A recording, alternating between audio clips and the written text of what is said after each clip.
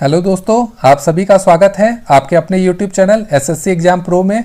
आज हम इस वीडियो के माध्यम से अलग अलग परीक्षाओं के लिए विज्ञान से संबंधित 2500 अति महत्वपूर्ण प्रश्नों को देखेंगे।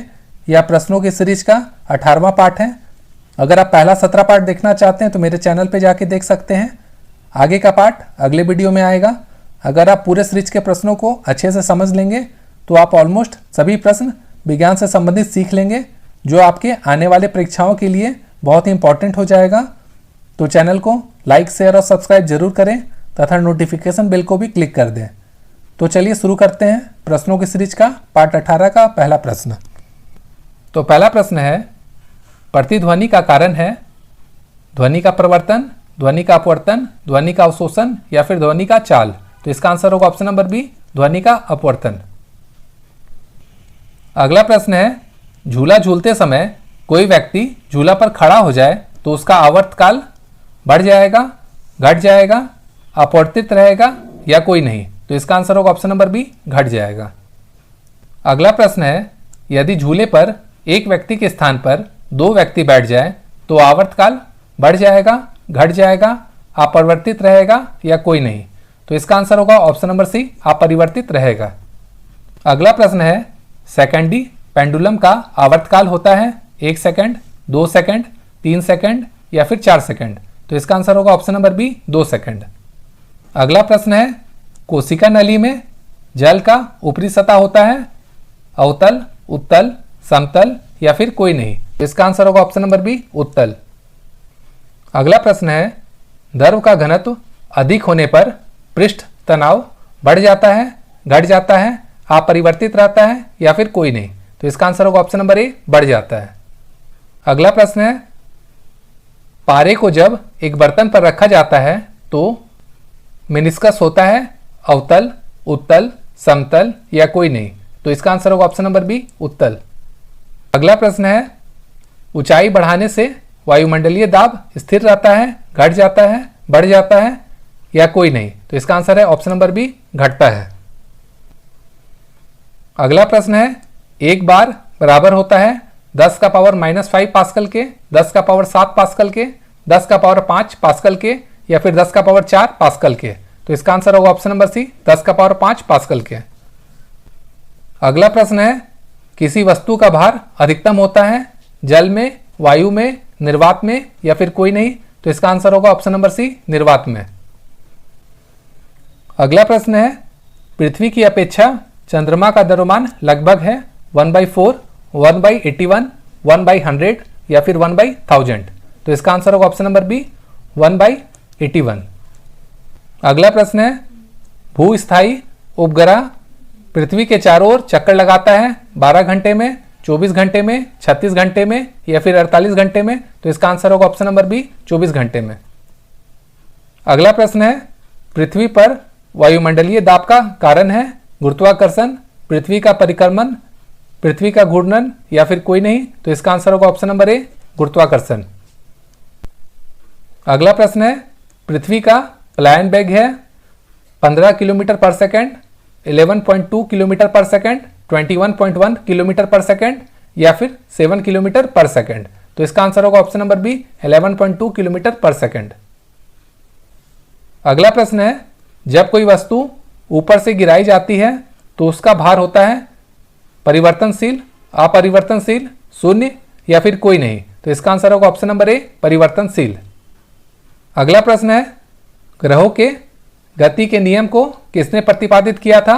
न्यूटन ने, केपलर ने, गैलीलियो ने या फिर कोपरनिकस ने। तो इसका आंसर होगा ऑप्शन नंबर बी, केपलर ने।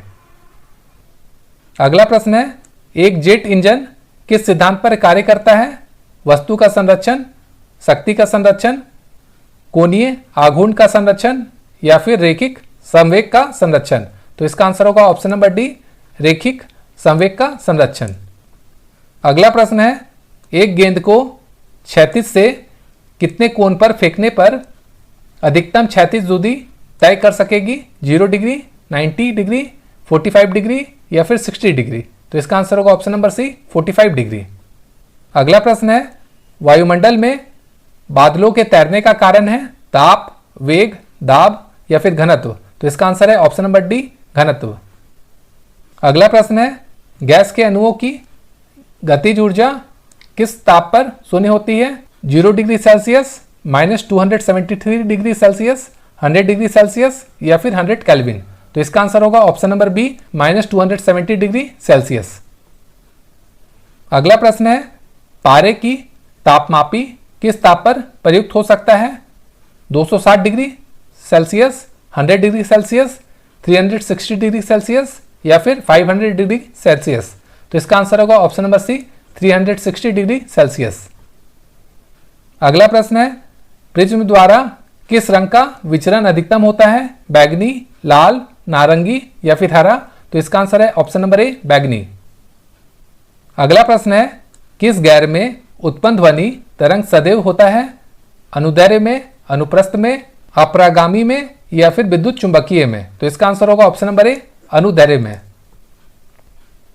अगला प्रश्न है, किसी स्थान पर पृथ्वी के चुंबकीय क्षेत्र के क्षैतिज व ऊर्ध्वाधर घटक बराबर हैं, तो उस स्थान पर नति कोण कितना होगा? 0 डिग्री, 30 डिग्री, 45 डिग्री या फिर 60 डिग्री। तो इसका आंसर होगा ऑप्शन नंबर सी, 45 डिग्री। अगला प्रश्न है, द्रव्य तरंगों की क्षैतिज तरंग दैर्घ्य निर्भर नहीं करती संवेग पर, चाल पर, द्रव्यमान पर या फिर आवेश पर।